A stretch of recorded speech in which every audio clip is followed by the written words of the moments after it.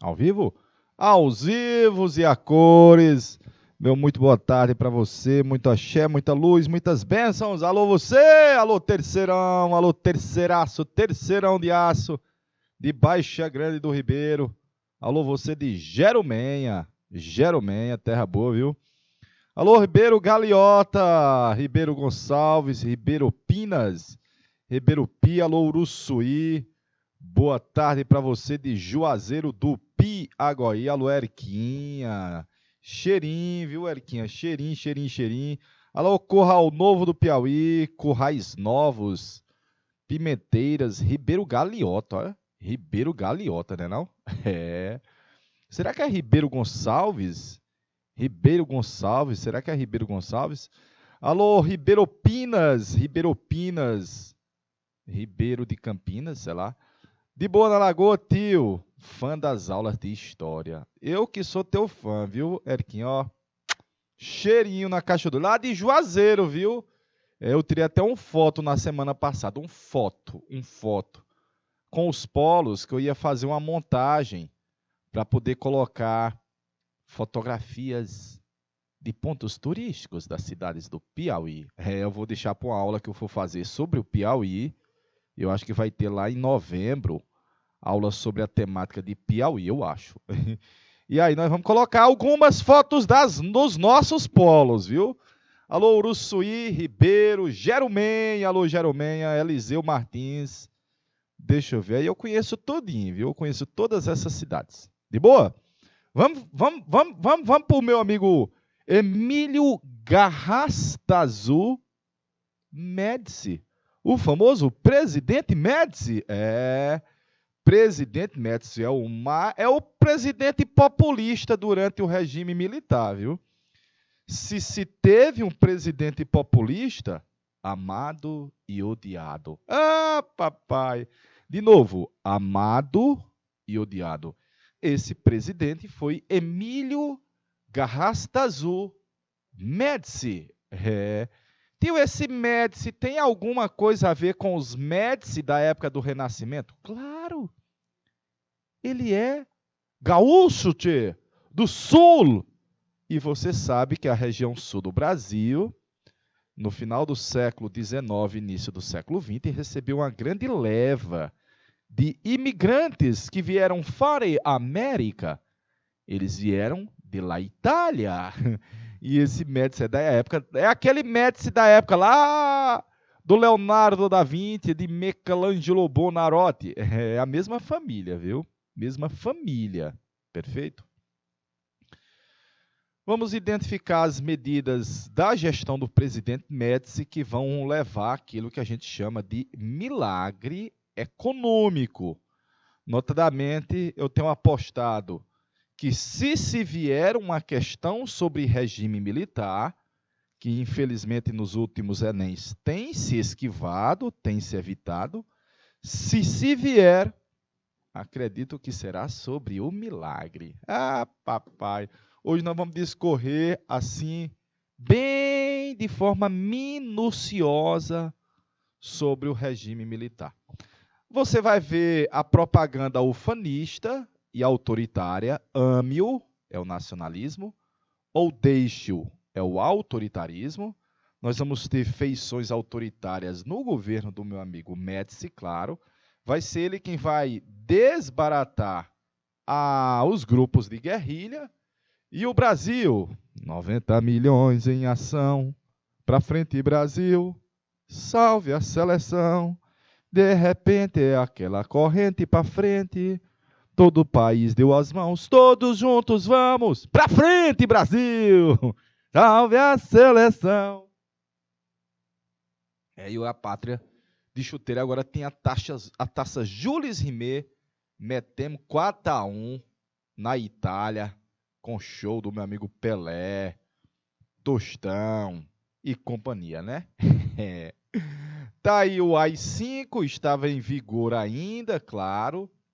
Ninguém mais segura esse país para frente, Brasil. Era o presidente assistindo a um jogo da seleção de futebol e dizia: para frente, Brasil, já está 4-1, vamos botar mais um. Nós vamos ver parte dessa narrativa na aula de hoje. De boa, nós estamos no nosso terceiro general-presidente. Começamos com um homem sem pescoço, Humberto de Alencar Castelo Branco. Na última aula foi meu amigo Castelo e Arthur da Costa e Silva. Agora é o presidente Médici. Presidente Médici. Emílio Garrastazu Médici. Aí depois, na próxima semana, vai ser Ernesto Bugman Geisel. Como é? Geisel. Ernesto Geisel e João Batista Figueiredo de Oliveira, o João Figueiredo. Esses são os nossos 5 generais presidentes que comandaram o país durante 21 anos. Perfeito? Vamos começar com a eleição do homem, ó. Foi uma eleição assim meio fajuta, viu? Foi uma eleição assim meio diferente, viu? Por quê? Porque o presidente Arthur da Costa e Silva teve um derrame cerebral. Teve um AVC. Notadamente, quando o titular morre, o vice é quem deve assumir. Mas ele não assumiu. Não assumiu. Por quê? Porque ele era um político, mas não era militar. Ele era civil. Ele não assumiu, ele era civil. Meu Deus do céu! Tio, quem foi que não deixou ele assumir? Olha, quando o presidente Costa e Silva deu os primeiros sinais do AVC, paralisou um lado, né? Depois ficou pior, quem assumiu foi uma junta militar, os comandantes das Forças Armadas. Então, Pedro Aleixo vai ser impedido de assumir. Se você fosse pegar a Constituição, você ia dizer, a Constituição foi rasgada. A Constituição foi rasgada. Tio, o ex-presidente Castelo Branco saiu do poder de boa ou quis dar um golpe para continuar no poder? Não, ele saiu de boa. Agora, Eriquinha, é assim, ó. O Castelo Branco foi o nosso primeiro presidente de 64 até 67. Aí veio o Costa e Silva. O mandato presidencial era para ser de 5 anos, 5 anos.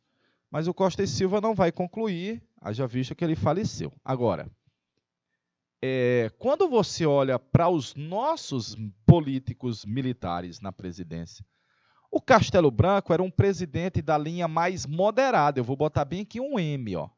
Um M, moderada. E ele era defensor de que os civis deveriam voltar gradativamente ao poder, devagarinho ao poder.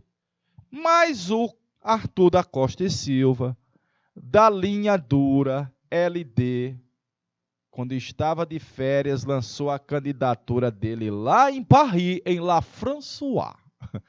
Serei candidata a presidente da República.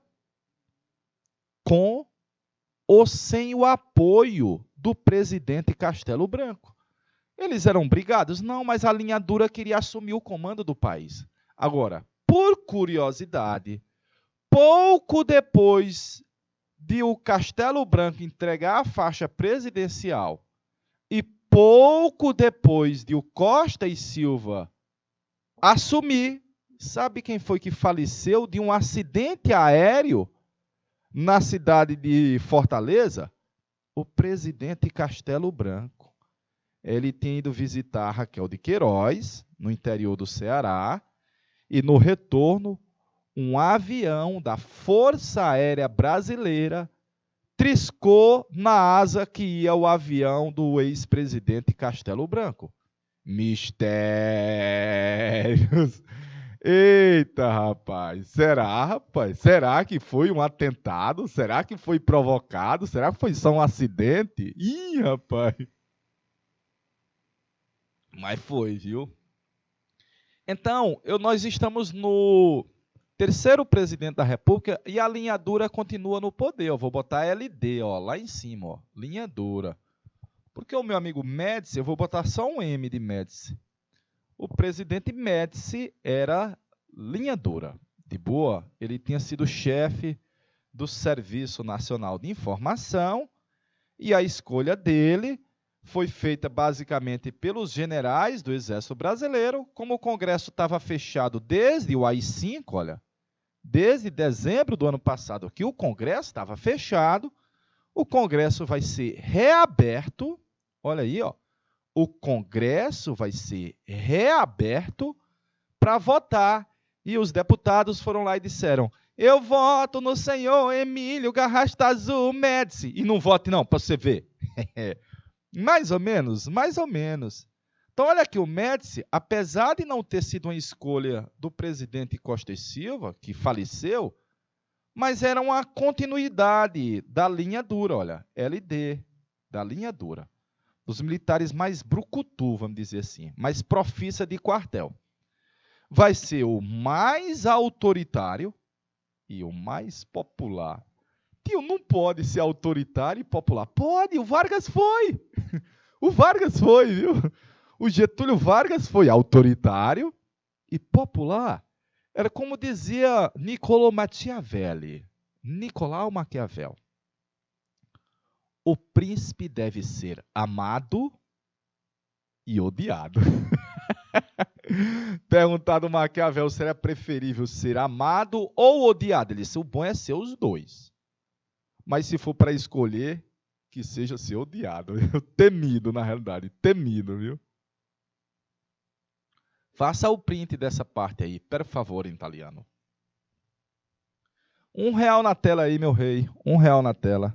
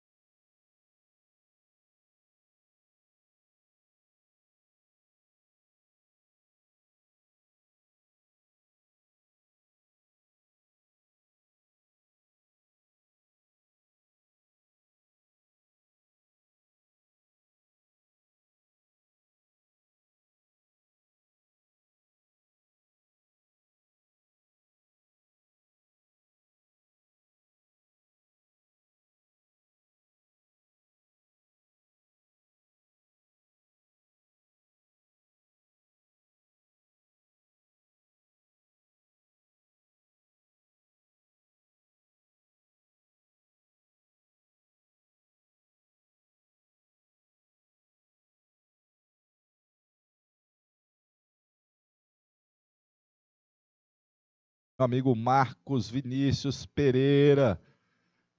MVP Marcos Vinícius Pereira. Meu amigo Marcos disse: tio, Médici foi o nosso terceiro presidente na época do regime militar. Perfeito, perfeito. Nós vamos discorrer sobre a gestão dele na aula de hoje, meu amigo Marcos. E você vai ver alguns pontos positivos e alguns pontos negativos, perfeito? Está aí, tomando posse o presidente Emílio Garrastazu Médici. Veja que quem está passando a faixa presidencial não é o Pedro Aleixo, não é o Arthur, é uma cúpula dos nossos militares. Em Brasília, 10 horas, Médici toma posse no dia 30 de outubro de 69. Tá aí ele depois com o Richard Nixon, presidente dos Estados Unidos. Tá aí o presidente Médici. Na verdade, durante a gestão dele, a gente se afasta um pouquinho do Zé Uá, né? Um pouquinho. Mas o que mais vai marcar a gestão do Médici é isso que eu estou apontando aí na tela, ó.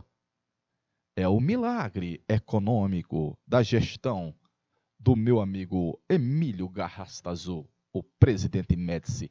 Vai ser Médici também, porque aqui é a tortura Médici, de um ponto a outro. Primeiro vamos começar com o milagre, ó. O milagre. Este é um país que vai para frente. Para frente, Brasil! Olha, nós vamos ter um crescimento da economia que não teve paralelo na nossa história. Não, eu vou repetir. Nós tivemos um crescimento da economia que não teve nenhum momento na nossa história que possa se comparar. Crescimento de 10% ao ano, 68, 69 e 11. 70, 11. 71, 12. 72, 11. E 73, 14% ao ano. Vá somando essa crescente bem aqui para você ver ao final quanto nós crescemos. Não teve paralelo. E incrível, com os números da inflação sob controle, porque uma inflação a 20% ao ano, não era tão astronômico, né? Não era tão astronômico, já visto que o país estava crescendo a passos largos. Mas, principalmente, olha, atraiu investidores externos. E eles vinham como? Na forma que a gente sempre atraiu eles, olha.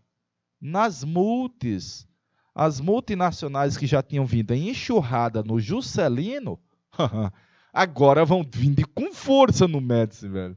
Só que agora elas não vão vir só dos Estados Unidos. Elas viriam principalmente da Alemanha, ocidental, claro. Da Alemanha, do Japão, da Itália, da Europa e da Ásia, né? Diminuir um pouquinho a vinda das norte-americanas. Vamos triplicar a nossa capacidade energética, até porque nós vamos ter alguns projetos energéticos que foram tops. A usina de Itaipu, a usina nuclear de Angra dos Reis. Respeite grandes projetos energéticos. Aliás, os grandes projetos de uma grande potência. Papai. E não teve na nossa história nenhum governo que criou mais empresas estatais do que o presidente Médici. Oxe, professor, eles não eram meio liberais, não? Ora, o Médici vai dizer que tem algumas áreas da economia que o Estado tem que são estratégicas para o Estado. A gente não pode deixar a lavanter. E nós tivemos trocentas empresas estatais feitas pelo governo do Médici. Mas eu vou montar mais ainda, ó. Grandes projetos de integração nacional. Ah, tio, é essa época transamazônica, aquela que passa lá de Floriano para ir rasgar por Oeiras e chegar em Picos. Eu sei. Transamazônica. Mas não só isso, olha. Integração territorial, você pode colocar ampliação da rede energética. De energia, como dizia meu menino. De aeroportos. De aeroportos, mas eu vou colocar mais ainda, olha. O sistema Telebrás. Agora havia os satélites. O sistema Telebrás. De boa? Tudo aí é forma de integração. Pontes, estradas, respeite projetos de integração. E nessa época, foi criada a Zona Franca de Manaus. Você estuda ela em geografia, mas foi criada ela na época do governo do Médici, que era uma ideia de integrar a região norte, haja vista o vazio demográfico e um certo desinteresse que havia até então por lá. Ah, meu parente. E por último, trabalhador vai torar me seca, viu? Trabalhador vai torar me seca. Você vai ver na aula de hoje que o salário mínimo era salário de fome. O pior é que o trabalhador não podia reclamar. O ato institucional número 5 não permitia as greves. Meu amigo, acabou de ter que torar me seco, viu? Tio, os parlamentares brasileiros eram ligados aos militares? É uma pergunta muito boa. E como você botou o nome em cima, Fernanda, muito interessante. Por quê? Porque quando você olha para a Arena, a Aliança Renovadora Nacional, a maioria dos parlamentares dessa agremiação política davam amém ao governo. Mas quando você olha para o MDB, você vai ver que ali havia alguns, se não muitos, deputados que eram forte oposição ao governo. Não podia bater demais, porque senão o cara perdia o mandato de deputado ou de senador. Mas havia oposição? Havia. Perfeito? Meu rei, deixa R$1 na tela aí, per favore, em italiano, per favore.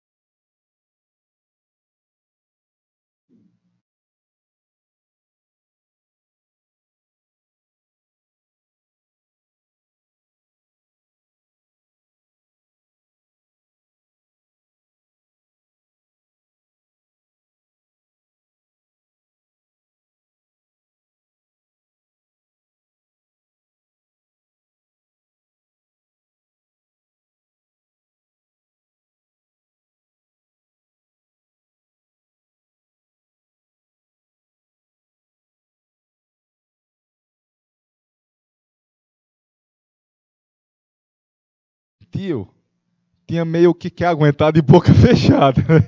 Mais ou menos, viu, Marcos? Você sabe que existe uma coisa chamada imunidade parlamentar. Então, o deputado não pode ser punido, muitas vezes, por aquilo que ele faz de pronunciamento na tribuna, né? Mas, evidentemente, que nem todo mundo tinha a coragem, o discernimento de botar a boca no trombone e, vamos dizer assim, realizar denúncias contra os horrores que vão ocorrer também nos porões, no piauiês dos porões do governo. Peguei esse texto do professor Cláudio Vicentino, eu usei muito tempo o livro dele no ensino médio. O governo Médici foi responsável pelo advento do chamado milagre econômico, crescimento da economia em ritmo bastante acelerado. O milagre deveu-se ao ingresso maciço de capitais estrangeiros, como já se verificava no Brasil desde o final da década de 60, não, de 50. Porque a entrada maciça de capitais estrangeiros já vinha desde a época do Juscelino, do JK. Perfeitinho? Do JK. A esse texto da Lilian Schwartzter, eu sei lá como é que pronuncia, Lilian Schwartzter. Brasil, uma biografia. A economia se aqueceu e a inflação, ao invés de subir, foi a cair. Teve início um surto de crescimento que, no seu apogeu, superou qualquer período anterior e o governo começou a descrever como o milagre econômico tupiniquim. A performance seria indiscutível, mas o milagre tinha uma explicação terrena. Ah, papai, ela vai dar uma lapada agora, né? Misturava com a repressão aos opositores, a censura aos jornais e demais meios de comunicação, de modo a impedir a veiculação de críticas à política econômica. E acrescentava ingredientes da pauta dessa política. Subsídio governamental, também a empresas estrangeiras, diversificou as exportações, desnacionalizou a economia, principalmente por causa das multis. Olha a crítica que ela está fazendo. Desnacionaliza a economia por causa da entrada das multis. Mas ela continua, olha. Controlou o reajuste de preços e fixou a centralização nos reajustes dos salários. Oh, derrota! O trabalhador vai torar seco. Perfeitinho, está aí. Duas interpretações díspares, claro. Uma do Cláudio Vicentino mais light, mais moderada, e uma da Lília, que é mais crítica, mais esquerdista, vamos dizer assim. Mas é inegável. Olha aqui, ó. Olha aí, ó. Pegando aqui, ó. Olha aqui, ó. 68. Uhul! Iha! Só que depois você tem que pagar a conta, velho. Você tem que pagar a conta. É como o Juscelino. Olha o crescimento do Juscelino, ó. Olha o crescimento do Juscelino, ó. Olha a década de 60 nós pagando a conta, ó. Olha a década de 70 o crescimento. Olha a década de 80 nós pagando a conta, ó. Ah, meu parente. Eles realizam. Mas alguém tem que pagar a conta. Os militares alcançaram resultados bem positivos do ponto de vista econômico na primeira metade do regime. Controlaram a inflação, aumentaram a produtividade, modernizaram a máquina pública e o parque industrial. Então, fortaleceu o Estado, que passou a ter um protagonismo significativo, principalmente em infraestrutura, usinas, estradas, ferrovias, infraestrutura, galerinha. Telebrás, Eletrobras, tudo é infraestrutura, de boa? Tio, a gente pode dizer que o governo do Médici foi um governo que nós tivemos algumas mudanças, grandes mudanças. Vamos dizer, meu amigo Marcos, que acelerou mais ainda o processo de êxodo rural, de inchaço urbano, e aí você sabe que tem como consequência os problemas urbanos, claro, violência, desemprego e etc., mas havia um crescente aumento de emprego nas cidades, isso absorvia essa massa de trabalhadores que vinha do campo. Teve uma modernização do país em certos setores, principalmente a atividade industrial, sem paralelo até então, mas infelizmente você vai ver que vai ser à custa do suor do trabalhador brasileiro, principalmente o trabalhador assalariado. Trabalhador assalariado. Vou passar. O apogeu do período do governo dos militares foi no governo do Médici. Foi um milagre. As maiores taxas de crescimento do produto interno bruto da nossa história. Não teve paralelo na nossa história. Ah, papai! Mas hoje todo historiador sabe, todo economista sabe que não foi um milagre. Que para o país crescer, não foi um milagre. Porque tem um tripé. Se você for fazer um paralelo com o Juscelino, a única coisa que não vai ter no Juscelino era a repressão e o arroxo salarial, que aqui no Médici seriam incomparáveis. Mas olha, a entrada de capitais externos se fez de duas formas. O governo pegando dinheiro emprestado lá fora, a nossa dívida, e a entrada cada vez mais crescente de multinacionais. Perfeito? 2. Tal qual o Juscelino, o governo não esqueceu da burguesia nacional. Estradas, ferrovias, a construção de usinas. E, evidentemente, se o trabalhador ganha pouco, para a burguesia nacional era muito interessante, já visto que o caba pode investir, que o retorno é certo. E o governo gastou, e gastou muito, e investiu. Então, como dizia o ministro da Economia, Delfim Moreira Neto, e eu não conheço ele como Delfim Moreira, Delfim Neto, vou botar Delfim Neto. Meu amigo Delfim Moreira Neto, ele dizia: vamos esperar o bolo crescer para depois dividir. Ah, papai, tá ele botando o bolo no forno. O bolo vai crescer, galerinha.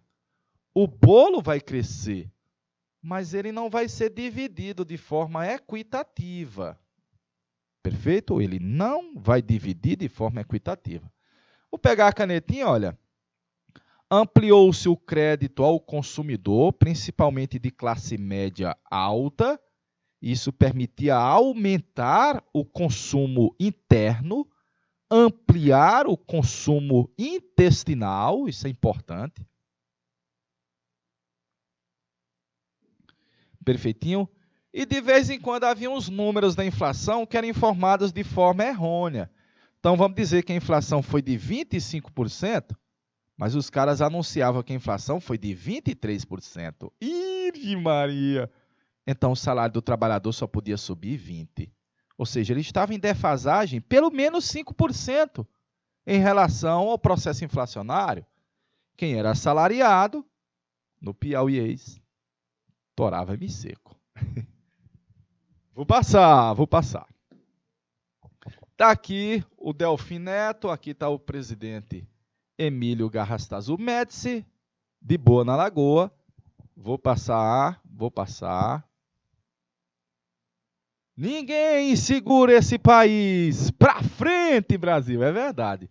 Mas veja que uma das consequências desse mega crescimento econômico, olha aí na era Vargas, olha no Estado Novo, ó.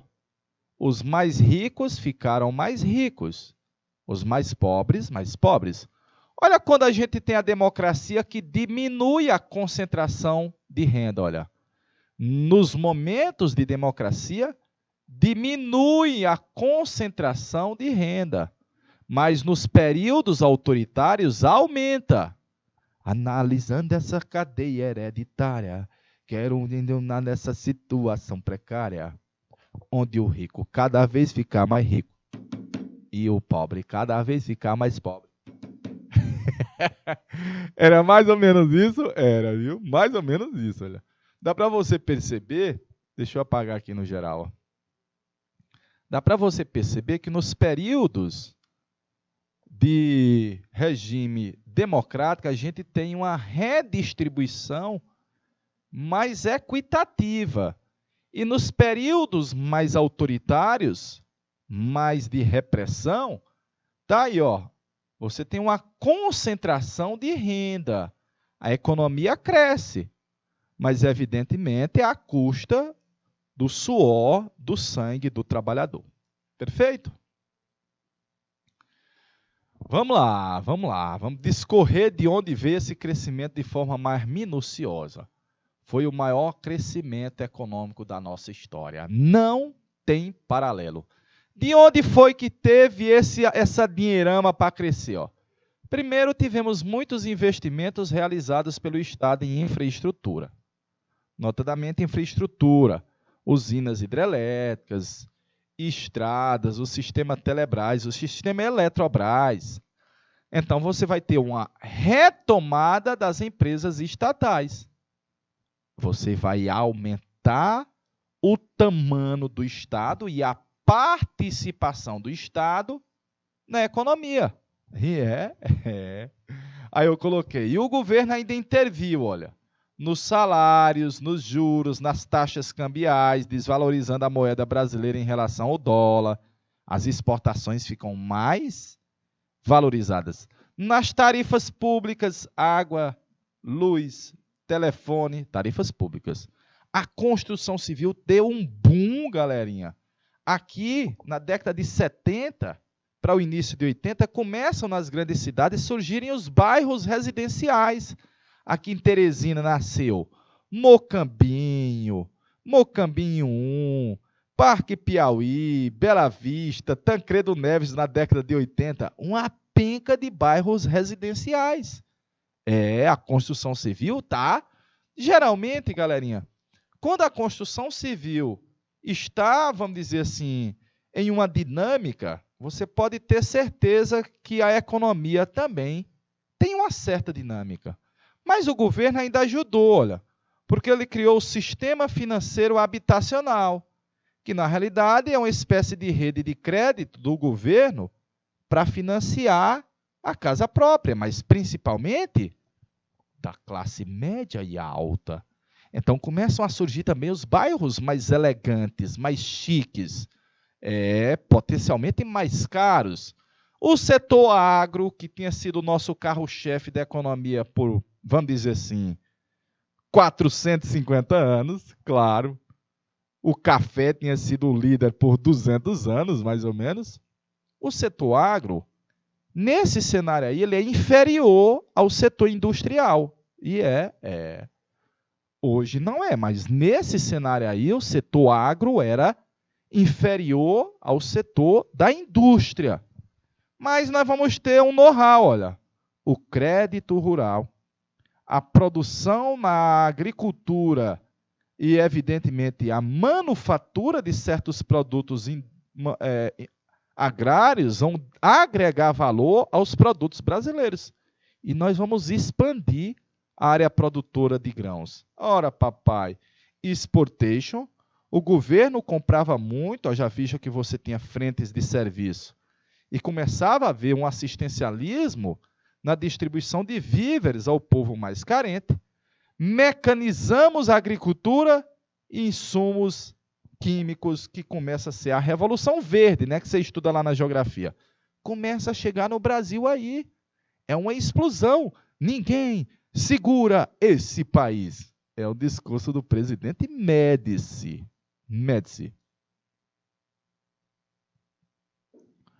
Deixa R$ 1 aí na tela, meu rei, por favor. Per favor, em italiano.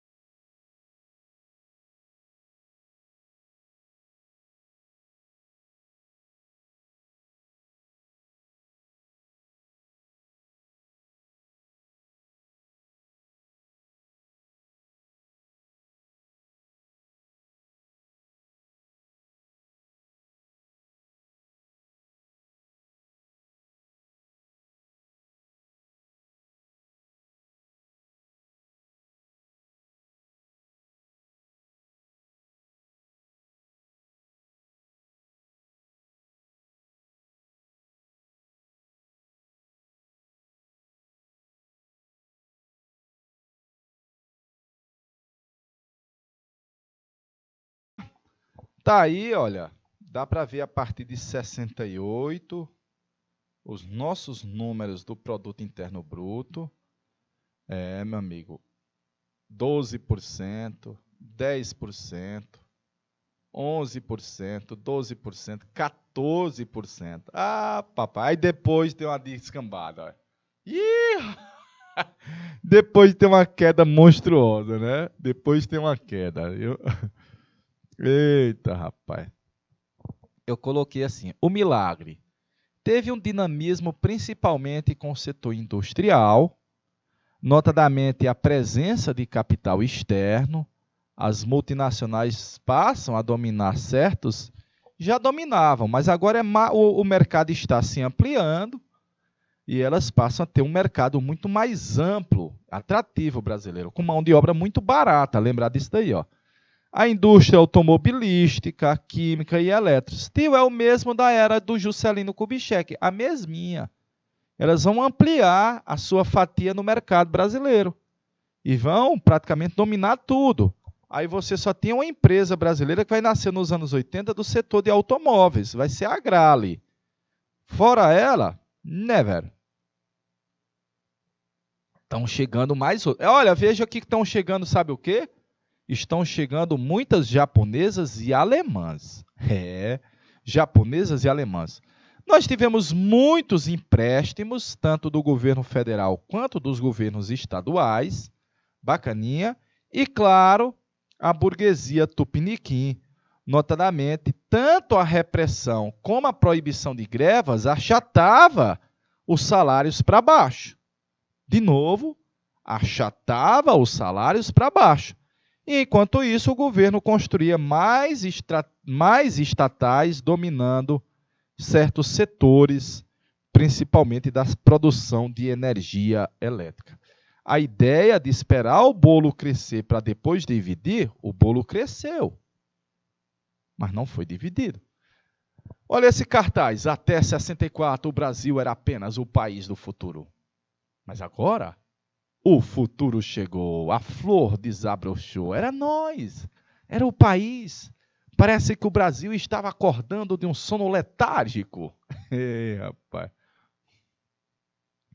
Era tanto dinheiro, tanto investimento. Olha, Eric, eu costumo dizer que era dinheiro que chegava a rodo. Você jogava de balde e puxava no rodo, ainda fica as sobras dos lados. Né? Todos os estados vão ter muitos recursos para poder realizar grandes obras. Aqui no Piauí, você vai ver a quantidade de obras que o governador Alberto Silva construiu nessa época do milagre. Era dinheiro a rodo, jogava no balde e puxava no rodo, hein? Caía as sobras, viu? As empreiteiras brasileiras ganharam dinheiro demais, viu? Muito real. Pode passar, povo? Pode passar? Tcharam, tcharam. Alô, galera de Baixa Grande do Ribeiro. Galera de Ribeiro Gonçalves, de Uruçuí, de Eliseu Martins, de Juazeiro do Piauí. Vou passar. Olha o Fiat 147, rapaz. Ele começou a ser fabricado na década de 70. Eu acho que é 76 ou é 78. Mais ou menos, viu?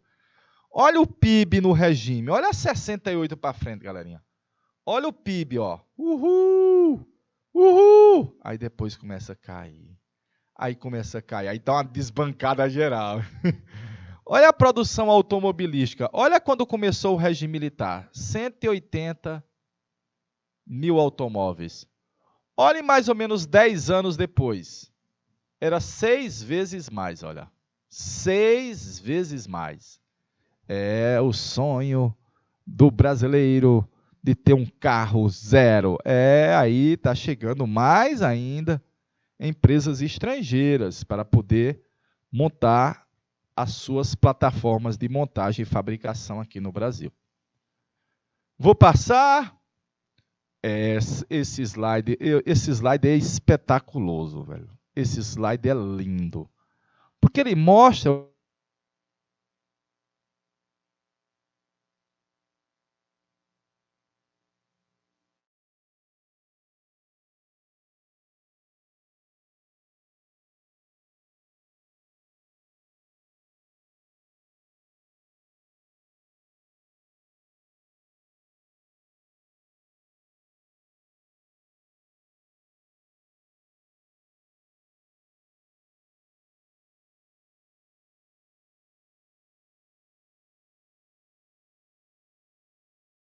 ok.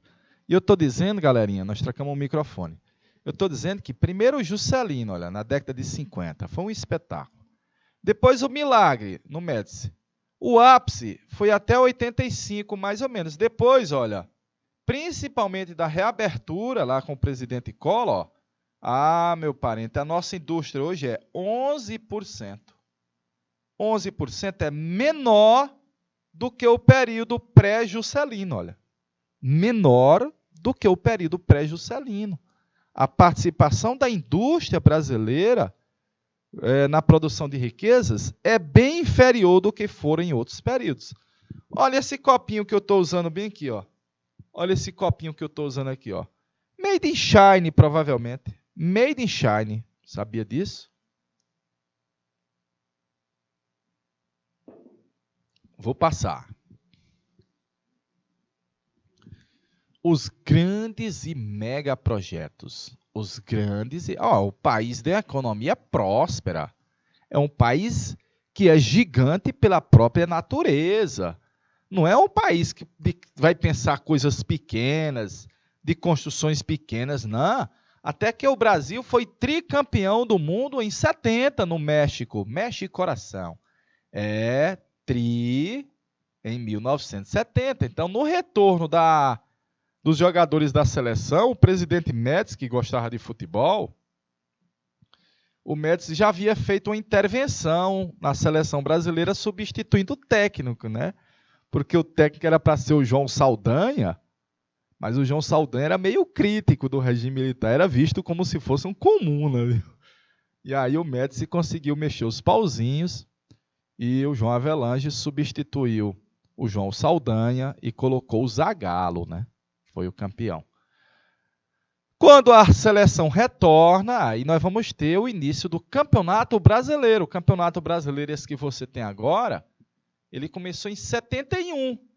Então, para ter casas de espetáculo à altura de um país tricampeão do mundo, nós vamos construir mais estádios de futebol. É quando o Piauí ganha o seu.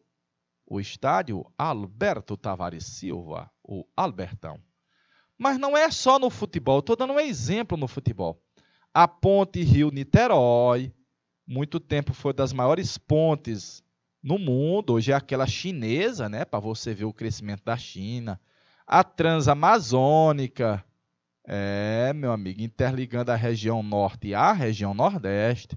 Usina de Itaipu, até um dia desse, antes das Três Gargantas, era a maior do mundo. A usina de Angra, meu amigo, respeite realizações do governo, viu?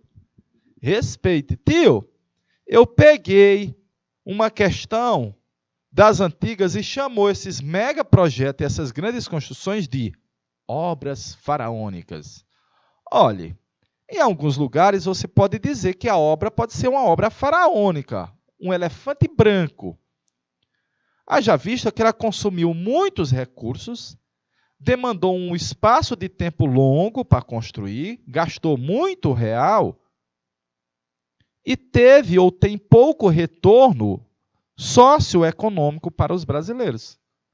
Algumas o são, mas outras foram extremamente estratégicas, importantíssimas, numa visão de país a longo prazo que teríamos um crescimento. Perfeitinho?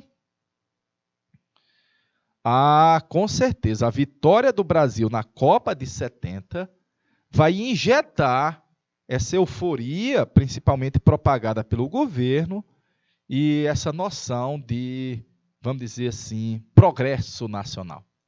Então, está aí algumas das grandes obras realizadas pelo presidente Médici, Emílio Garrastazu Médici. O governo militar, quando assumiu em 64, enfrentou um período de bastante desorganização da economia, desequilíbrio fiscal, inflação de 90% e desemprego. Havia um desgaste muito grande do modelo econômico anterior, devido ao fracasso do plano trienal, que foi uma tentativa do João Goulart de retomar o crescimento econômico. Os militares, eles conseguiram modernizar a economia, mas isso teve um alto preço, que acabou sendo pago quando? Após a redemocratização. com a dívida externa estratosférica, a maior do mundo.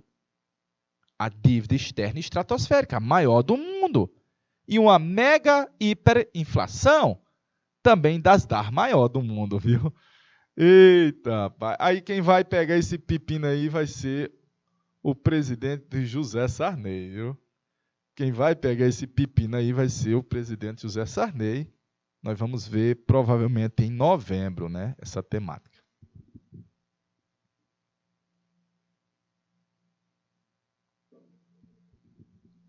Aí Vinícius Miller, professor de História Econômica do INSPER, numa análise dele, desse professor de História Econômica, sobre o governo, sobre o milagre, né? Sobre o milagre. Mas veja, olha os números do crescimento da economia. 9,8% no ano. No outro ano, 9,5%, 10,5%, 11%, 12%, 14%. Invejáveis, galerinha. Invejáveis.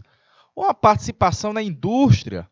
Olha a participação da indústria como fator contribuinte do produto interno bruto. Em 73, a indústria era quase 40% do produto interno bruto.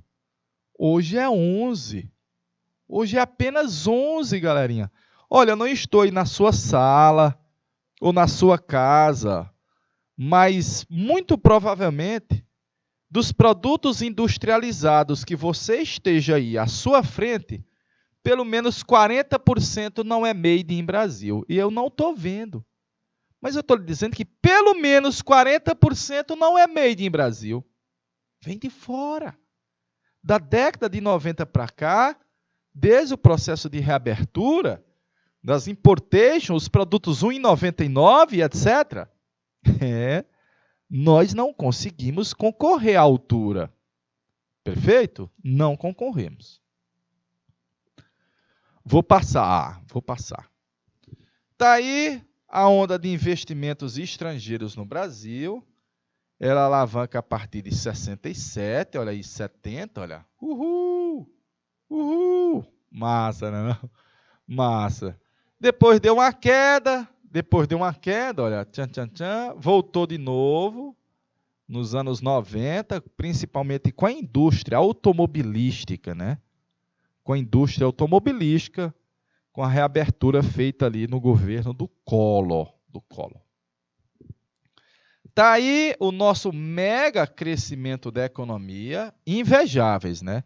Mas, por incrível, com a inflação sob controle, ó. A inflação sob controle. A inflação sob controle.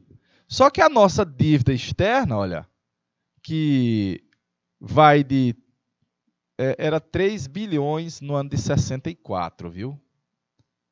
Ela vai chegar em 93 bilhões em 85. De novo, ela vai de 3 bilhões em 64, e quando o Sarney pegar a presidência em 85, ela era de 93 bilhões de dólares. Ah, papai! Respeite dívida, viu, velho? Eles realizaram. Nós vamos ter que pagar a conta. Olha, como diziam os norte-americanos no cenário da crise, na década de 1930, da Grande Depressão, não existe almoço grátis. Meu amigo. Uma hora a conta vem, galerinha. Uma hora a conta vem. Aí olha o salário mínimo. Era salário de fome, galerinha. 39 dólares. 39 dólares. O ápice foi em 2014, com 329 dólares. Hoje é 217 dólares. Hoje o salário mínimo é 217 dólares. Deu para ver? Então, naquela época, o trabalhador, eu vou botar 40 salários mínimos, ou 40 dólares, $1 hoje é R$6, 6 vezes 4, 24, R$240. Como é que sobrevivia, velho? Como é que sobrevivia? Era salário de fome. Salário de fome, brother. Peleja. Hoje é 217, né? Vezes 6, mais ou menos, é 5,6, né? 6 vezes 7, vixe, Maria, eu vou arredondar para 210 vezes 6. 6 vezes 2, 12. Olha aí, ó. Na verdade é 1.215, né? O salário mínimo. 1.215. Dá $210, mais ou menos. O ápice foi em 2014, em $329. Nós estamos um pouquinho, queira ou não, $100 é uma diferença muito grande. Muito grande.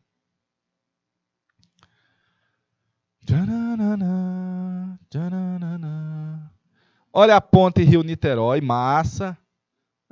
Procure um documentário da construção dela que vale a pena, galera. Top, viu? Tá aí mais uma mega obra de engenharia brasileira. Super obra de engenharia Tupiniquim. Vamos mais para frente. Olha a quantidade de empresas estatais criadas no governo. Eu peguei esse slide, essa fotografia da internet, que ela é uma propaganda positiva sobre o regime militar, que ela vai botar assim, olha, o Brasil saiu da 40ª economia para a 8ª do mundo. Ah, papai, o regime militar salvou o Brasil da decadência comunista. É uma propaganda pró-regime militar. Dá para ver por isso aqui, ó. Pelos tanques, a bandeirinha. Mas eu trouxe ela para você ver a quantidade de empresas que o governo criou naquela época. A quantidade de empresas que o governo criou naquela época. Perfeitinho? É uma quantidade sobremaneira de empresas estatais, do Estado. Estatais. Vou passar. Olha a Transamazônica, você sabe que ela passa no Piauí, de Floriano até chegar a Picos, saindo lá no Ceará para o Pernambuco, no Pernambuco. É a Transamazônica, perfeitinho. Está aí ela, parte da população indígena que morava às margens foram convidadas a se retirar, perfeitinho. Olha a mega usina de Itaipu, essa binacional, essa mega obra de engenharia brasileira. Uma parte da água ocupada fica no Paraguai, a gente compra a energia deles bem baratinho, bacaninha. Show, deixa eu ver mais. Olha a usina de Angra, aí é tecnologia alemã, viu? Os Estados Unidos não quiseram dar para nós isso. O Zé Uá não quis dar para nós a tecnologia nuclear, não. A usina de Angra 1, hoje já tem Angra 3, né? Hoje já tem Angra 3, se eu não me engano.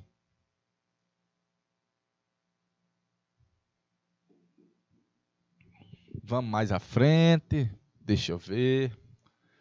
Questãozinha do Enem, vai dar tempo fazer ela? Falta só um minutinho. Falta só um minutinho, eu vou deixar essa questão para a gente fazer no nosso retorno. De boa? Deixa eu ver ali os nossos polos. Baixa Grande, Eliseu, Ribeiro Galiota. Eu acho que é Ribeiro Gonçalves. Ribeiro Pinas, eu acho que é Ribeiro Gonçalves. Galera de Uruçuí também, beleza, de Creuza, de boa? Deixa eu ver mais. A galera também de Juazeiro. Tio, olha eu aqui de novo. Galera de Juazeiro do Pi. Cadê? Quando eu cheguei, o Adriano estava falando sobre a moça de São Paulo. Ou era no Rio? São Paulo era no Rio, né? O Adriano, quando eu cheguei aqui no estúdio, o Adriano estava falando sobre a moça de São Paulo, era do Rio. Estamos encerrando, a gente vai para aqueles 20 minutos de intervalo. Pegar um cafezinho com bolacha, né? Fortalecer, forrar a pança, a barriga, e a gente volta já.